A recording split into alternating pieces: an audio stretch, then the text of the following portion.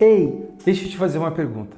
Você já escutou um questionamento, uma frase chamado livre-arbítrio existe, não existe? O que é o livre-arbítrio? Pois bem, essa pergunta ela é muito debatida e esmiuçada por muitas pessoas conhecedoras, doutas da palavra, e eu particularmente gostaria de compartilhar com vocês um conceito nosso quanto irmãos em Cristo de vocês. E o nosso conceito ele acaba se tornando meio que simples, porque o livre-arbítrio muitas vezes ele é questionado como uma permissão, uma liberdade que qualquer ser humano tem de tomar suas próprias decisões. O meu pai, quando eu era pequeno, ele sempre falava que eu poderia fazer o que fosse, desde que eu arcasse com as consequências do que eu fiz. A Bíblia já falava sobre isso. Gálatas, por exemplo, ela vai falar sobre a questão da lei da semeadura e da colheita. Aquilo que o homem semear, ele também vai colher. Mas o livre-arbítrio basicamente era uma liberdade, no meio cristão é muito questionado em relação a isso, é uma liberdade que qualquer cristão tem de tomar as suas próprias decisões. Mas será que ele realmente existe? Ou melhor, em que nível que ele realmente existe?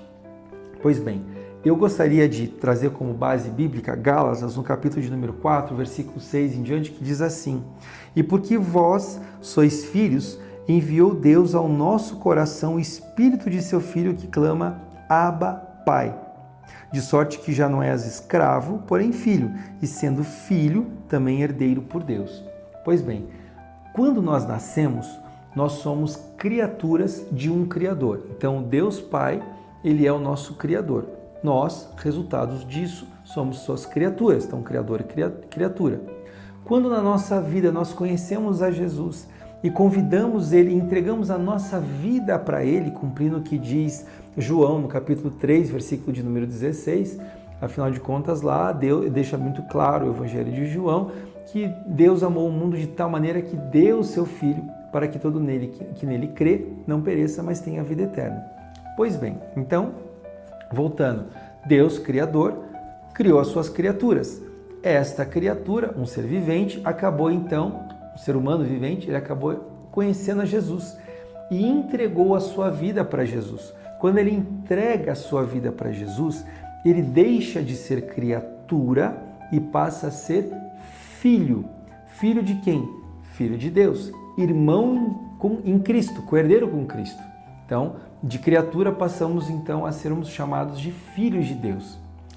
A partir do momento que nós somos filhos de Deus e somos envolvidos pelo seu amor maravilhoso, nós deixamos de viver a nossa vida porque nós a entregamos a Jesus. Se nós entregamos a nossa vida para Jesus, significa dizer que a vida já não é mais nossa, já não somos mais nós quem vivemos, mas Cristo que passa a viver em nós. De modo que as nossas decisões já não são pautadas pelas nossas próprias vontades, mas a vontade daquele que nos chamou e que nós entregamos deliberadamente a nossa vida. E quando você entrega a sua vida, porque a vida então deixa de ser sua, você não atenta mais em fazer as suas vontades, mas a vontade daquele que agora você reconheceu como seu Salvador e como seu Pai.